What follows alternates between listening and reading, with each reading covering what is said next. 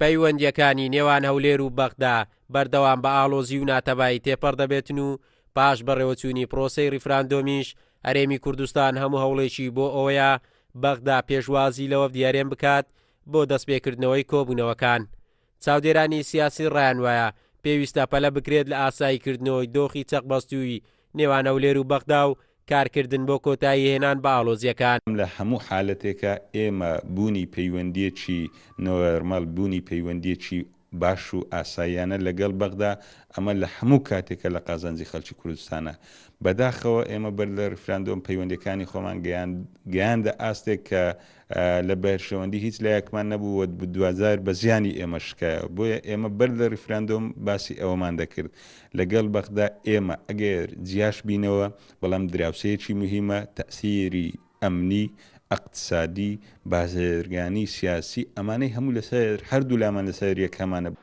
هەر یەک لە هەرێم و بەغدا پابەندبوونی خۆیان بە دەستور دووپات دەکەنەوە و ئەوەی بۆ هەردوو لاش گرنگ بێت ئەنجامدانی کۆبوونەوەیە. بەشێکی زۆری بەیاننامە و ڕاگەیەندراوەکانی هەردوو لاش داواکردنە بە ئاراستەی چارەسەری کێشەکان لە ڕێگای دەستور و دوورکەوتنەوە لە بەکارهێنانی هێزی سەربازی.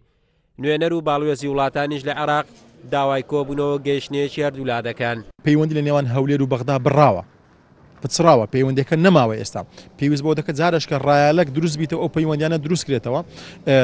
ئێستا هیچ مؤسسەک نە لە هەرێمی کوردستان یعنی بە پێی دەستوری عێراقش دەبوو دەستگایەکی هەماهەنگی دروست کرێ لە بەغدا لەسەر بۆ ئەوەی پەیوەندی نێوان سوڵتە ئیتیحادی لە بەغدا و ئەقالیم و محافەزات ڕێخە، بەڵام ئەوە دروست نەبوو. ئێستا پێم وابی بە تێگەیشتنی من هەتا ساڵی داهاتوو هەتا ئەو ساڵ تێپەڕ دەکەین لە 2010 ئەو قسە هەر لەسەر ئاستی ئیعلامی دەمێنێ پەیوەندیەکانی هەرێمی بەغدا هەر بە بەیاننامە و کۆنگرە ڕۆژنامەوان نووسەکانی سەر دەستگا ڕاگەیاندەکان دەبی. داعش لە عێراق بەرەو کۆتایی دەچێتن و نزیکەی 3 ساڵ دەبێت هەرێم و بەغدا بەیەکەوە شەڕی داعشیان کرد.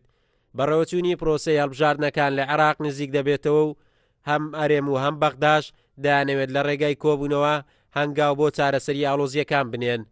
چاوەڕوانیش دەکرێت بەر لە سەری ساڵ هەرێمی کوردستان وەفدێک بۆ بەغدا ڕەوانە بکات بۆ نزیک بوونەوە و دەستپێکردنەوەی کۆبوونەوەکان.